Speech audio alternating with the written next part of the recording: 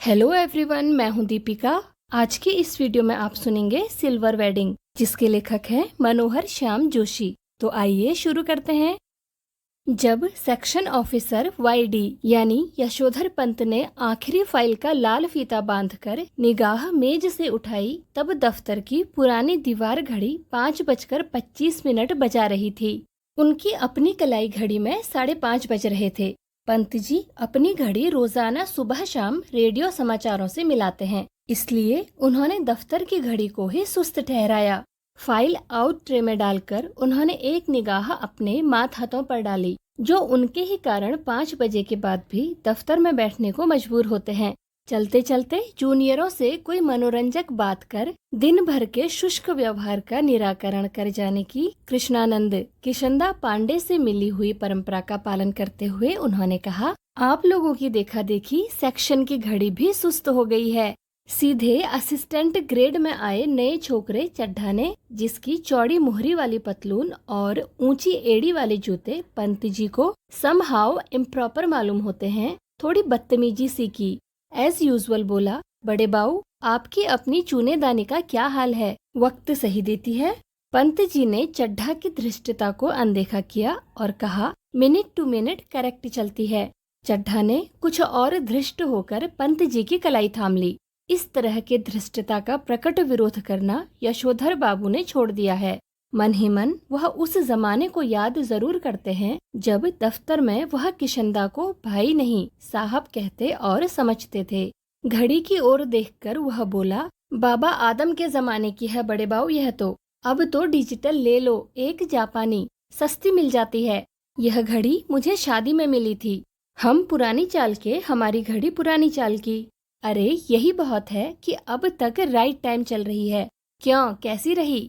इस तरह का नहले पर दहला जवाब देते हुए एक हाथ आगे बढ़ा देने की परंपरा थी रैमजे स्कूल अल्मोड़ा में, जहाँ से कभी यशोधर बाबू ने मैट्रिक की परीक्षा पास की थी।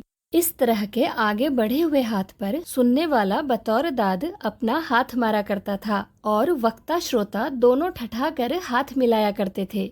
ऐसी ही परंपरा किशनदा के क्वार्टर में भी थी, जहां रोजी रोटी की तलाश में आए यशोधर पंत नामक एक मैट्रिक पास बालक को शरण मिली थी। कभी किशनदा कुंवारे थे और पहाड़ से आए हुए कितने ही लड़के ठीक ठिकाना होने से पहले उनके यहाँ रह जाते थे।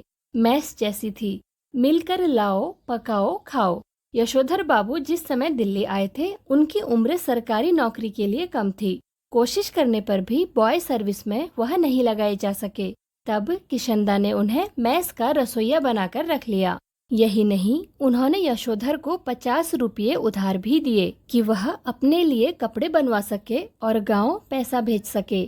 बाद में इन्हीं किशनदा ने अपने ही नीचे नौकरी दिलवाई और दफ्तरी जीवन में मार्गदर्शन किया। चड्ढा ने जोर से कहा, बड़े बाऊ आप किन ख्यालों में खो गए? मैनन पूछ रहा है कि आपकी शादी हुई कब थी? यशोधर बाबू ने सकपकाकर अपना बढ़ा हुआ हाथ वापस खींचा और मैनन से मुखातिब होकर बोले, now let me see, I was married on 6 February 1947। Menon ने फौरन हिसाब लगाया और चहक कर बोला, many happy returns of the day sir. आज तो आपका सिल्वर वेडिंग है, शादी को पूरा 25 साल हो गया। यशोधर जी खुश होते हुए झेंपे और झेंपते हुए खुश हुए। यह अदा उन्होंने किशनदा से सीखी थी। चड्ढा ने घंटी बजाकर चपरासी को बुलाया और कहा, सुन भाई भगवान दास, बड़े बाऊ से बड़ा नोट ले और सारे सेक्शन के लिए चाय पानी का इंतजाम कर फटाफट। यशोधर जी बोले, अरे ये वेडिंग एनिवर्सरी वगैरह सब गोरे साहबों के चौंचले हैं, हमारे यहाँ थोड़ी मनाते हैं।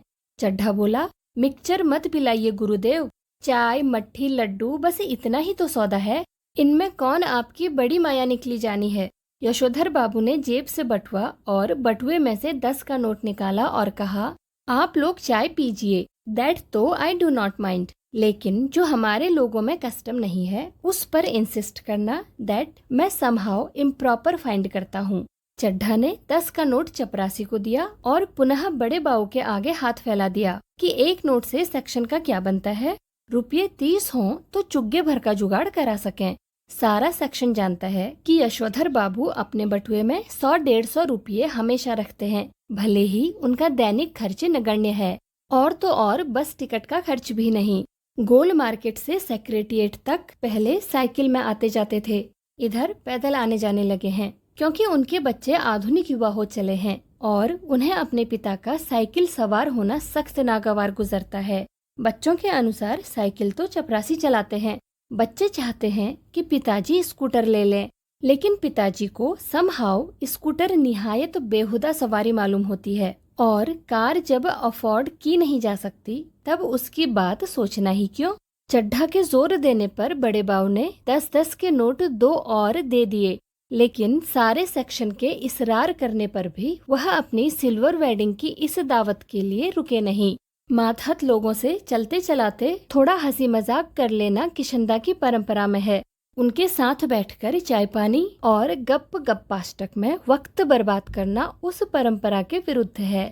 इधर यशोधर बाबू ने दफ्तर से लौटते हुए रोज बिड़ला मंदिर जाने और उसके उद्यान में बैठकर कोई प्रवचन सुनने अथवा स्वयं ही प्रभु का ध्यान लगाने की नई रीत अपनाई है।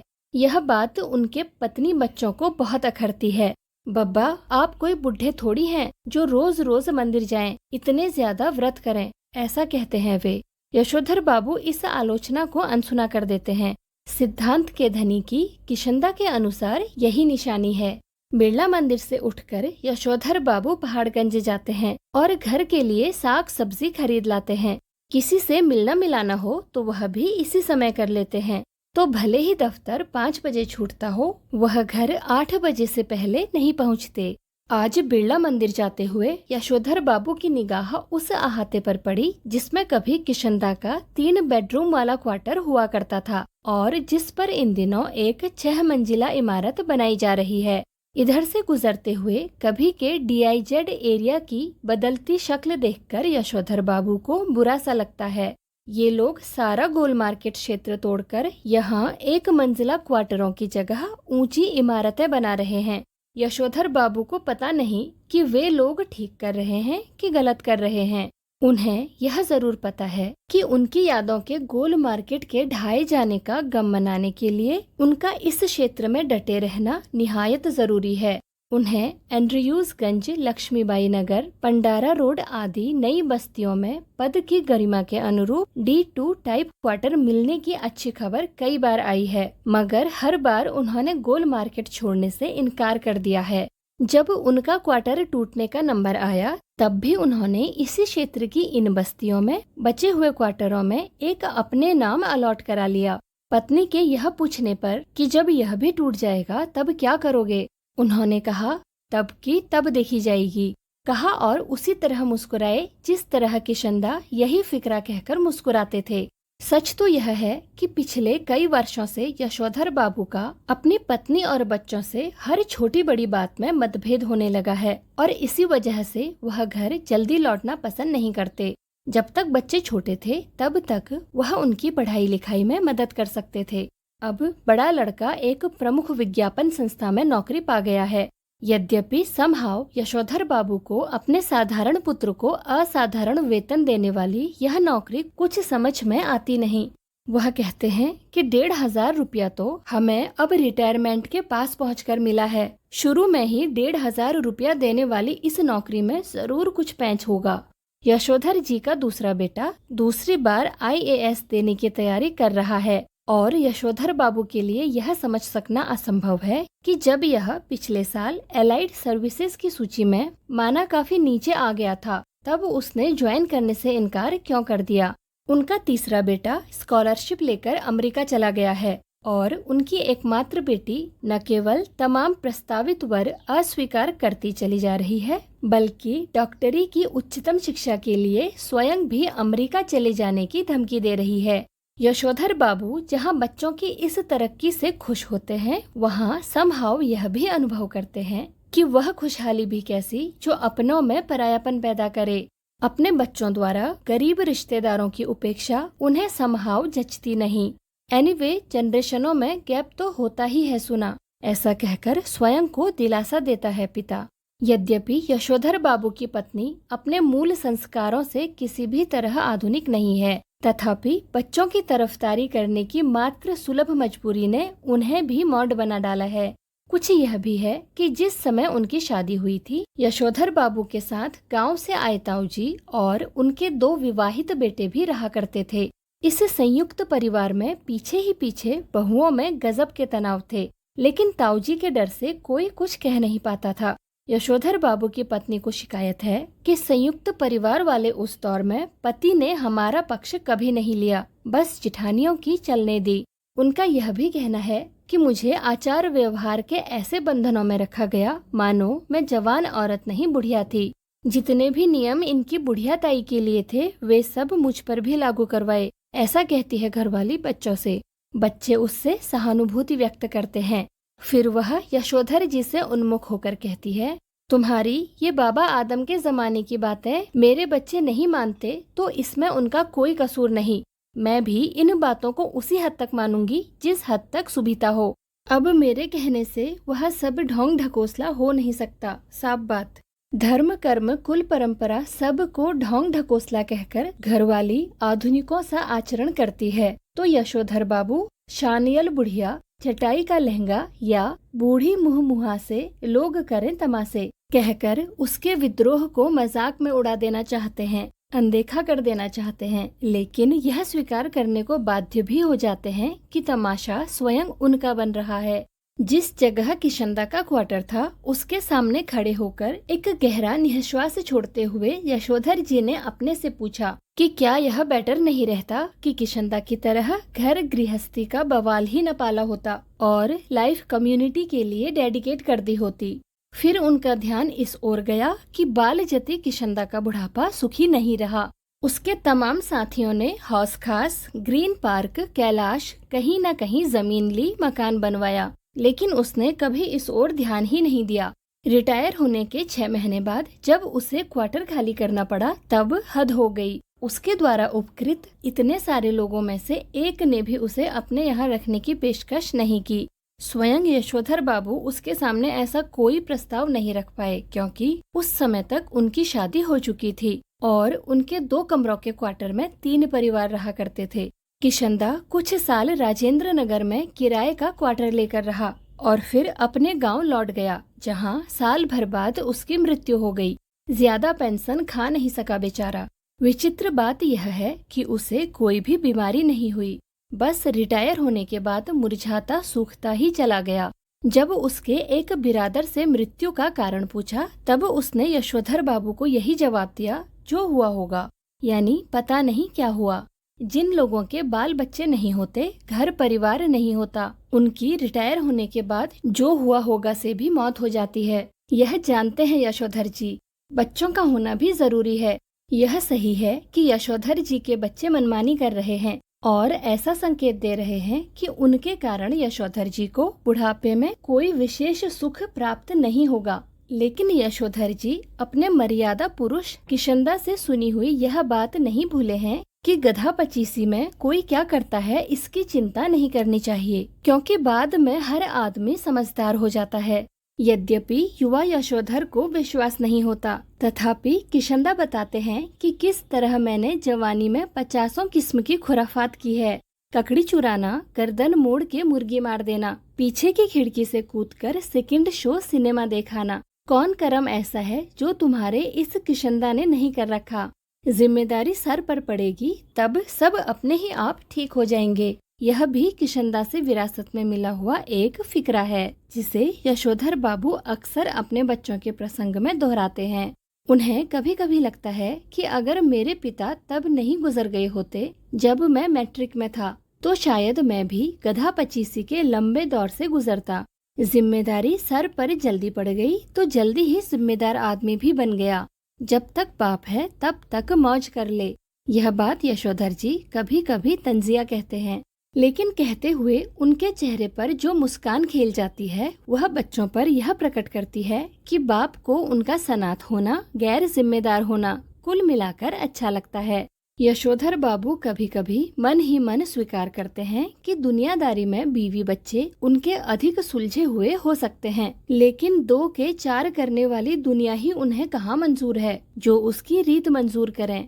दुनियादारी के हिसाब से बच्चों का यह कहना सही हो सकता है कि बब्बा ने डीडीए फ्लैट के लिए पैसा ना भर के भयंकर भूल की है, किंतु समहाउ यशोधर बाबू को किशनदा की यह उक्ति अब भी जचती है। मूर्ख लोग मकान बनाते हैं, सयाने उनमें रहते हैं। जब तक सरकारी नौकरी तब तक सरकारी क्वार्टर, रिटायर होने पर गांव का पुश्तैनी घर। बस गांव का पुश्तैनी घर टूट फूट चुका है और उस पर इतने लोगों का हक है कि वहां जाकर बसना, मरम्मत की जिम्मेदारी ओढ़ना और बेकार के झगड़े मोल लेना होगा। इस बात को यशोधर जी अच्छी तरह समझते हैं। बच्चे बहस में जब यह तर्क दोहराते हैं तब उनसे कोई जवाब देते नहीं बनता। उन्होंने हमेशा यही कल्पना की थी और आज भी करते हैं कि उनका कोई लड़का रिटायर होने से पहले सरकारी नौकरी में आ जाएगा और क्वार्टर उनके परिवार के पास बना रह सकेगा। अब भी पत्नी द्वारा भविष्य का प्रश्न उठाए जाने पर यशोधर बाबू इस संभावना को रेखांकित कर देते हैं। जब पत्नी कहती है अगर ऐसा नहीं हुआ तो आदमी को तो हर तरह से सोचना चाहिए, तब यशोधर बाबू टिप्पणी करते हैं कि सब तरह से सोचने वाले हमारी बिरादरी में नहीं होते हैं, उसमें तो एक ही तरह से सोचने वाले होते हैं, कहते हैं और कहकर लगभग नकली सी हंसी हंसते हैं। जितना ही इस लोक की जिंदगी यशोधर बाबू को यह नकली हंसी हंसने के लिए बाध्य कर रही है, उतना ही वह परलोक के बारे में उत्साही होने का यत्न कर रहे हैं। तो उन्होंने बिरला मंदिर की ओर तेज कदम बढ़ाए, लक्ष्मी नारायण के आगे हाथ जोड़े, 80 का फूल चुटिया में खोसा और पीछे से उस प्रांगण में जा पहुँचे जहाँ एक महात्मा जी गीता पर प्रवचन कर रहे थे। अफसोस, आज प्रवचन सुनने में यशोधर जी का मन खास लगा नहीं। सच तो यह है कि वह भीतर से बहुत ज्यादा धार्मिक अथवा कर्मकांडी है नहीं। हाँ, इस संबंध में अपने मर्यादा पुरुष किशनदा द्वारा स्थापित मानक हमेशा उनके सामने रहे हैं। जैसे जैसे उम्र ढल रही है वैसे वैसे वह भी किशनदा की तरह रोज मंदिर जाने, संध्या पूजा करने और गीता प्रेस गोरखपुर की किताबें पढ़ने का यत्न करने लगे हैं। अगर कभी उनका मन शिकायत करता कि इस सब में लग नहीं पा रहा हूँ, तब उससे कहते कि भाई लगना चाहिए। अब तो माया मोह के साथ साथ भगवत भजन को भी कुछ स्थान देना होगा कि नहीं। नई पीढ़ी को देकर राजपाट तुम लग जाओ बाट वन प्रदेश की। जो करते हैं जैसा करते हैं करें, हमें तो अब इस वर्ल्ड की नहीं, उसकी इस लाइफ की नहीं, उसकी चिंता करनी है। वैसे अगर बच्चे सलाह मांगे, अनुभव का आदर करें तो अच्छा लगता है, अब नहीं मांगते तो ना मांगे। यशोधर बाबू ने फिर अपने को झिड़का कि यह भी क्या हुआ कि मन को समझाने में फिर भटक गए। गीता महिमा सुनो। सुनने लगे, मगर व्याख्या में जनार्दन शब्द जो सुनाई पड़ा तो उन्हें अपने जीजा जनार्दन जोशी की याद हो आई। परसों ही कार्ड आया है कि उनकी तबीयत खराब है। यशोधर बाबू सोचने लगे कि जीजा जी का हाल पूछने अहमदाबाद जाना ही होगा। ऐसा सोचते ही उन्हें यह भी ख्याल आया कि यह प्रस्ताव उनकी पत्नी और बच्चों को पसंद नहीं आएगा। सारा संयुक्त परिवार बिखर गया है। पत्नी और बच्चों की धारणा है कि इस बिखरे परिवार के प्रति यशोधर जी का एक तरफा लगाव आर्थिक दृष्टि से सर्वथा मूर्खतापूर्ण है। यशोधर जी खुशी गम के हर मौके पर रिश्तेदारों के यहाँ जाना जरूरी समझते हैं। वह चाहते हैं कि बच्चे भी पारिवारिकता के प्रति उत्साही हों। बच्चे क्रुद्ध ही होते हैं। अभी उस दिन हद हो गई। कमाऊ बेटे ने यह कह दिया कि आपको बुआ को भेजने के लिए पैसे मैं तो नहीं दूंगा। यशोधर बाबू को कहना पड़ा कि अभी तुम्हारे बब्बा की इतनी साख है कि 100 रुपये उधार ले सकें। यशोधर जी का नारा हमारा तो सैंप ही ऐसा दिखा ठहरा, हमें तो यही परंपरा विरासत में मिली है। इस नारे से उनकी पत्नी बहुत चिढ़ती है। पत्नी का कहना है और सही कहना है कि यशोधर जी का स्वयं का देखा हुआ कुछ नहीं है। माँ के मर जाने के बाद छोटी सी उम्र में वह गांव छोड़कर अपनी विधवा बुआ के पास अल्मोड़ा आ गए थे। बुआ का कोई ऐसा लंबा चौड़ा परिवार तो था नहीं जहाँ की यशोधर जी कुछ देखते और परंपरा के रंग में रंगते। मैट्रिक पास करते ही वह दिल्ली आ गए और यहाँ रहे कुंवारे कृष्णानंद जी के साथ। कुंवारे की गिरस्ती में देखने को होता क्या है। पत्नी आग्रह पूर्वक कहती है कि कुछ नहीं, तुम अपने उन किशनदा के मुंह से सुनी सुनाई बातों को अपनी आंखों देखी यादें बना डालते हो। किशनदा को जो भी मालूम था वह उनका पुराने गवई लोगों से सीखा हुआ ठहरा। दिल्ली आकर उन्होंने घर परिवार तो बसाया नहीं जो जान पाते कि कौन से रिवाज निभ सकते हैं कौन से नहीं। पत्नी का कहना है कि किशनदा तो थे ही जन्म के बूढ़े, तुम्हें क्या सुर लगा जो उनका बुढ़ापा खुद ओढ़ने लगे हो। तुम शुरू में तो ऐसे नहीं थे, शादी के बाद मैंने तुम्हें देख जो क्या नहीं रखा है। हफ्ते में 2-2 सिनेमा देखते थे, गजल गाते थे, गजल हुई और सहगल के गाने। यशोधर बाबू स्वीकार करते हैं कि उनमें कुछ परिवर्तन हुआ है, लेकिन वह समझते हैं कि उम्र के साथ साथ बुजुर्गियत आना ठीक ही है। पत्नी से वह कहते हैं कि जिस तरह तुमने बुढ़िया काल यह बगैर बाह का ब्लाउज पहनना, यह रसोई के बाहर दाल भात खा लेना, यह ऊंची हील वाली सैंडल पहनना और ऐसे ही 50 काम अपनी बेटी की सलाह पर शुरू कर दिए हैं, मुझे तो वे समहाउ इम्प्रॉपर ही मालूम होते हैं। एनीवे, मैं तुम्हें ऐसा करने से रोक नहीं रहा। देयरफॉर तुम लोगों को भी मेरे जीने के ढंग पर कोई ऐतराज होना नहीं चाहिए। यशोधर बाबू को धार्मिक प्रवचन सुनते हुए भी अपना पारिवारिक चिंतन में ध्यान डूबा रहना अच्छा नहीं लगा। सुबह शाम संध्या करने के बाद जब वह थोड़ा ध्यान लगाने की कोशिश करते हैं, तब भी मन किसी परम सत्ता में नहीं, इसी परिवार में लीन होता है। यशोधर जी चाहते हैं कि ध्यान लगाने की सही विधि सीखें, तथा साथ ही वह अपने से भी कहते हैं कि परहैप्स ऐसी चीज के लिए रिटायर होने के बाद का समय ही प्रॉपर ठहरा। वानप्रस्थ के लिए प्रिस्क्राइब्ड ठहरी ये चीजें। वानप्रस्थ के लिए यशोधर बाबू का अपने पुश्तैनी गांव जाने का इरादा है रिटायर होकर, far from the madding crowd, समझे। इस तरह की तमाम बातें यशोधर बाबू पैदाइशी बुजुर्गवार किशनदा के शब्दों में और उनके ही लहजे में कहा करते हैं, और कहकर उनकी तरह ही वह झेंपी सी लगभग नकली सी हंसी हंस देते हैं। जब तक किशनदा दिल्ली में रहे, यशोधर बाबू नित्य नियम से हर दूसरी शाम उनके दरबार में हाजिरी लगाने पहुंचते रहे। स्वयं किशनदा हर सुबह सैर से लौटते हुए अपने इस मानस पुत्र के क्वार्टर में झांकना और हेल्दी वेल्दी एंड वाइज बन रहा है न भाऊ, ऐसा कहना कभी नहीं भूलते। जब यशोधर बाबू दिल्ली आए थे, तब उनकी सुबह थोड़ी देर से उठने की आदत थी। किशनदा ने उन्हें रोज सुबह झकझोर कर उठाना और साथ सैर में ले जाना शुरू किया और यह मंत्र दिया कि early to bed and early to rise makes a man healthy and wise. जब यशोधर बाबू अलग क्वार्टर में रहने लगे और अपनी गृहस्थी में डूब गए, तब भी किशनदा ने यह देखते रहना जरूरी समझा कि भाऊ यानी बच्चा सवेरे जल्दी उठता है कि नहीं। यशोधर बाबू को यह अच्छा लगता था कि कोई उन्हें भाऊ कहता है। हर सवेरे वह किशनदा से अनुरोध करते कि चाय पीकर जाएं। किशनदा कभी कभी इस अनुरोध की रक्षा कर देते। यशोधर बाबू ने किशनदा को घर और दफ्तर में विभिन्न रूपों में देखा है, लेकिन किशनदा की जो छवि उनके मन में बसी हुई है, वह सुबह की सैर को निकले किशनदा की ही है। कुर्ते पैजामे के ऊपर ऊनी गाउन पहने, सिर पर गोल विलायती टोपी और पाँव में देशी खड़ाऊ धारण किए हुए और हाथ में कुत्तों को भगाने के लिए एक छड़ी लिए हुए।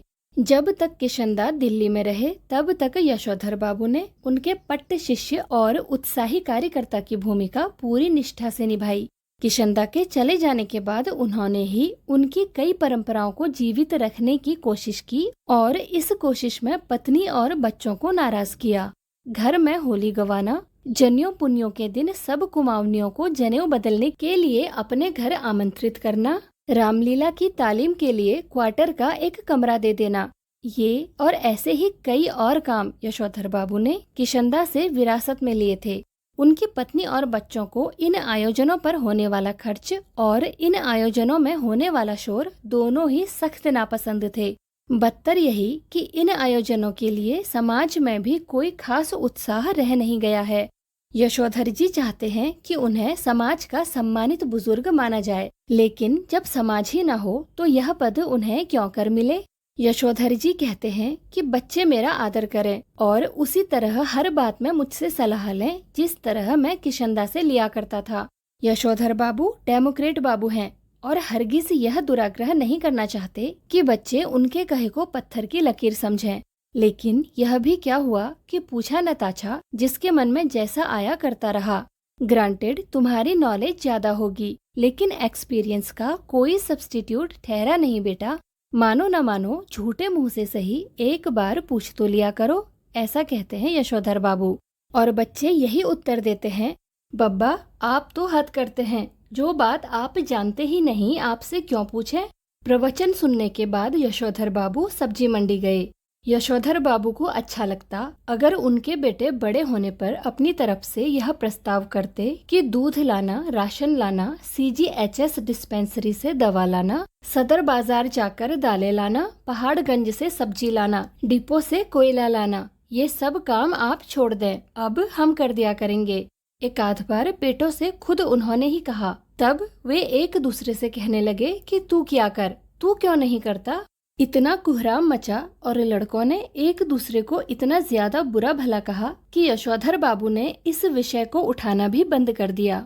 जब से बेटा विज्ञापन कंपनी में बड़ी नौकरी पर गया है, तब से बच्चों का इस प्रसंग में एक ही वक्तव्य है, बब्बा, हमारी समझ में नहीं आता कि इन कामों के लिए आप एक नौकर क्यों नहीं रख लेते, ईजा को भी आराम हो जाएगा। कमाओ बेटा नमक छिड़कते हुए यह भी कहता है कि नौकर की तनख्वाह मैं दे दूंगा। यशोधर बाबू को यही समहाउ इम्प्रॉपर मालूम होता है कि उनका बेटा अपना वेतन उनके हाथ में नहीं रखे। यह सही है कि वेतन स्वयं बेटे के अपने हाथ में नहीं आता, अकाउंट ट्रांसफर द्वारा बैंक में जाता है। लेकिन क्या बेटा बाप के साथ ज्वाइंट अकाउंट नहीं खोल सकता था? झूठे मुंह से ही सही एक बार ऐसा कहता तो। इस पर बेटे का अपने वेतन को अपना समझते हुए बार बार कहना कि यह काम मैं अपने पैसे से करने को कह रहा हूँ, आपके से नहीं जो आप नुक्ताचीनी करें। इस क्रम में बेटे ने पिता का यह क्वार्टर तक अपना बना लिया है। अपना वेतन अपने ढंग से वह इस घर पर खर्च कर रहा है। कभी कारपेट बिछवा रहा है, कभी पर्दे लगवा रहा है, कभी सोफा आ रहा है, कभी डनलप वाला डबल बेड और सिंगार मेज, कभी टीवी, कभी फ्रिज। क्या हुआ यह? और ऐसा भी नहीं कहता कि लीजिए पिताजी, मैं आपके लिए यह टीवी ले आया। कहता यही है कि मेरा टीवी है, समझे, इसे कोई न छुआ करे। क्वार्टर ही उसका हो गया। यह अच्छी रही। अब इनका एक नौकर भी रखो घर में। इनका नौकर होगा तो इनके लिए ही होगा, हमारे लिए तो क्या होगा, ऐसा समझाते हैं यशोधर बाबू घरवाली को। काम सब अपने हाथ से ठीक ही होते हैं। नौकरों को सौंपा कारोबार चौपट हुआ। कहते हैं यशोधर बाबू, पत्नी सुनती है मगर नहीं सुनती, पर सुनकर अब चिढ़ती भी नहीं। सब्जी का झोला लेकर यशोधर बाबू खुदी हुई सड़कों और टूटे हुए क्वार्टरों के मलबे से पटे हुए लॉनों को पार करके स्क्वायर के एक कोने में पहुंचे, जिसमें 3 क्वार्टर अब भी साबुत खड़े हुए थे। उन 3 में से कुल एक को अब तक एक सिलसिला आबाद किए हुए है। बाहर बदरंग तख्ती में उसका नाम लिखा है, YD पंत। इस क्वार्टर के पास पहुंचकर आज YD पंत को पहले धोखा हुआ कि किसी गलत जगह आ गए हैं। क्वार्टर के बाहर एक कार थी, कुछ स्कूटर, मोटरसाइकिल, बहुत से लोग विदा ले दे रहे थे। बाहर बरामदे में रंगीन कागज की झालरें और गुब्बारे लटके हुए थे और रंग बिरंगी रोशनियां जली हुई थीं। फिर उन्हें अपना बड़ा बेटा भूषण पहचान में आया, जिससे कार में बैठा हुआ कोई साहब हाथ मिला रहा था और कह रहा था, give my warm regards to your father. Yashodhar babu ठिठक गए। उन्होंने अपने से पूछा, क्यों, आज मेरे क्वार्टर में यह क्या हो रहा होगा? उसका जवाब भी उन्होंने अपने को दिया, जो करते होंगे यह लौंडे मौंडे, इनकी माया यही जाने। अब यशोधर बाबू का ध्यान इस ओर गया कि उनकी पत्नी और उनकी बेटी भी कुछ मेम साहबों को विदा करते हुए बरामदे में खड़ी हैं। लड़की जीन और बगैर बाह का टॉप पहने है। यशोधर बाबू उससे कई मर्तबा कह चुके हैं कि तुम्हारी यह पतलून और सैंडो बनने वाली ड्रेस मुझे तो समहाउ इम्प्रॉपर मालूम होती है, लेकिन वह भी जिद्दी ऐसी है कि इसे ही पहनती है और पत्नी भी उसी की तरफदारी करती है। कहती है, वह सिर पर पल्लू वल्लू मैंने कर लिया बहुत तुम्हारे कहने पर, समझे, मेरी बेटी वही करेगी जो दुनिया कर रही है। पुत्री का पक्ष लेने वाली यह पत्नी इस समय ओठों पर लाली और बालों पर खिजाब लगाए हुए थी, जबकि ये दोनों ही चीजें आप कुछ भी कहिए यशोधर बाबू को समहाउ इम्प्रॉपर ही मालूम होती हैं। आधुनिक किस्म के अजनबी लोगों की भीड़ देखकर यशोधर बाबू अंधेरे में ही दुबके रहे। उनके बच्चों को इसलिए शिकायत है कि बब्बा तो LDC टाइपों से ही मिक्स करते हैं। जब कार वाले लोग चले गए तब यशोधर बाबू ने अपने क्वार्टर में कदम रखने का साहस जुटाया। भीतर अब भी पार्टी चल रही थी। उनके पुत्र पुत्रियों के कई मित्र तथा उनके कुछ रिश्तेदार जमे हुए थे। उनके बड़े बेटे ने झिड़की सी सुनाई, बब्बा आप भी हद करते हैं। सिल्वर वेडिंग के दिन 8:30 बजे घर पहुंचे हैं। अभी तक मेरे बॉस आपकी राह देख रहे थे। हम लोगों के यहाँ सिल्वर वेडिंग कब से होने लगी है? यशोधर बाबू ने शर्मीली हंसी हंस दी। जब से तुम्हारा बेटा 1,500 माहवार कमाने लगा तब से। यह टिप्पणी थी चंद्रदत्त तिवारी की, जो इसी साल SAS पास हुआ है और दूर के रिश्ते से यशोधर बाबू का भांजा लगता है। यशोधर बाबू को अपने बेटों से तमाम तरह की शिकायतें हैं, लेकिन कुल मिलाकर उन्हें यह अच्छा लगता है कि लोग बाग उन्हें ईर्ष्या का पात्र समझते हैं। भले ही उन्हें भूषण का गैर सरकारी नौकरी करना समझ में ना आता हो, तथापि वह यह बखूबी समझते हैं कि इतनी छोटी उम्र में 1,500 माहवार प्लस कन्वेंस अलाउंस एंड तुम्हारा अदर पर्क्स पा जाना कोई मामूली बात नहीं है। इसी तरह भले ही यशोधर बाबू ने बेटों की खरीदी हुई हर नई चीज के संदर्भ में यही टिप्पणी की हो कि ये क्या हुई, समहाउ मेरी तो समझ में आता नहीं, इसकी क्या जरूरत थी, तथापि उन्हें कहीं इस बात से थोड़ी खुशी भी होती है कि इस चीज के आ जाने से उन्हें नए दौर के निश्चय ही गलत मानकों के अनुसार बड़ा आदमी मान लिया जा रहा है। मिसाल के लिए, जब बेटों ने गैस का चूल्हा जुटाया तब यशोधर बाबू ने उसका विरोध किया और आज भी वह यही कहते हैं कि इस पर बनी रोटी मुझे तो समहाउ रोटी जैसी लगती नहीं। तथापि वह जानते हैं गैस ना होने पर वह इस नगर के चपरासी श्रेणी के मान लिए जाते। इसी तरह फ्रिज के संदर्भ में आज भी यशोधर बाबू यही कहते हैं कि मेरी समझ में आज तक यह नहीं आया कि इसका फायदा क्या है। बासी खाना खाना अच्छी आदत नहीं ठहरी, और यह ठहरा इसी काम का कि सुबह बना के रख दिया और शाम को खाया। इसमें रखा हुआ पानी भी मेरे मन को आता नहीं, गला पकड़ लेता है, कहते हैं, मगर इस बात से संतुष्ट होते हैं कि घर आए साधारण हैसियत वाले मेहमान इस फ्रिज का पानी पीकर अपने को धन्य अनुभव करते हैं। अपनी सिल्वर वेडिंग की यह भव्य पार्टी भी यशोधर बाबू को समहाव इम्प्रॉपर ही लगी, तथापि उन्हें इस बात से संतोष हुआ कि जिस अनाथ यशोधर के जन्मदिन पर कभी लड्डू नहीं आए, जिसने अपना विवाह भी कॉर्पोरेटिव से 2-4 हजार कर्जा निकाल कर किया बगैर किसी खास धूमधाम के, उसके विवाह की 25वीं वर्षगांठ पर केक, 4 तरह की मिठाई, 4 तरह की नमकीन, फल, कोल्ड ड्रिंक्स, चाय, सब कुछ मौजूद है। गिरीश बोला, मुझे आज सुबह बैठे बैठे याद आया कि आपकी शादी 6 फरवरी सन 47 को हुई थी और इस हिसाब से आज उसे 25 साल पूरे हो गए हैं। मैंने आपके दफ्तर फोन किया, लेकिन शायद आपका फोन खराब था। तब मैंने भूषण को फोन किया। भूषण ने कहा, शाम को आ जाइए, पार्टी करते हैं। मैं अपने बॉस को भी बुला लूंगा इसी बहाने। गिरीश यशोधर बाबू की पत्नी का चचेरा भाई है, बड़ी कंपनी में मार्केटिंग मैनेजर है और इसकी सहायता से ही यशोधर बाबू के बेटे को अपना यह संपन्न साला समहाव भयंकर ओछाट यानी ओछेपन का धनी मालूम होता है। उन्हें लगता है कि इसी ने भूषण को बिगाड़ दिया है। कभी कहते हैं ऐसा तो पत्नी बरस पड़ती है। जिंदगी बना दी तुम्हारे 2nd क्लास BA बेटे की, कहते हो बिगाड़ दिया। भूषण ने अपने मित्रों सहपाठियों का यशोधर बाबू से परिचय कराना शुरू किया। उनकी many happy returns of the day का थैंक यू कहकर जवाब देते हुए जिन लोगों का नाम पहले बता दिया गया हो, उनकी ओर YD Pant home ministry Bhushan's father कहकर स्वयं हाथ बढ़ाते हुए यशोधर बाबू ने हर चंद यह जताने की कोशिश की कि भले ही वह संस्कारी कुमावनी है, तथापि विलायती रीति रिवाज से भी भली भांति परिचित हैं। किशनदा कहा करते थे कि आना सब कुछ चाहिए, सीखना हर एक की बात ठहरी, लेकिन अपनी छोड़नी नहीं हुई। टाई सूट पहनना आना चाहिए, लेकिन धोती कुर्ता अपनी पोशाक है, यह नहीं भूलना चाहिए। अब बच्चों ने एक और विलायती परंपरा के लिए आग्रह किया। यशोधर बाबू अपनी पत्नी के साथ केक काटें। घरवाली पहले थोड़ा शर्माई, लेकिन जब बेटी ने हाथ खींचा तब उसे केक के पीछे जा खड़ी होने में कोई हिचक नहीं हुई। वहीं से उसने पति को भी पुकारा। यशोधर बाबू को केक काटना बचकानी बात मालूम हुई। बेटी उन्हें लगभग खींच कर ले गई। यशोधर बाबू ने कहा, somehow I don't like all this, लेकिन एनीवे उन्होंने केक काट ही दिया। गिरीश ने उनकी यह अनमनी किंतु संतुष्ट छवि कैमरे में कैद कर ली। अब पति पत्नी से कहा गया कि वे केक से मुंह मीठा करें एक दूसरे का। पत्नी ने खा लिया, मगर यशोधर बाबू ने इनकार कर दिया।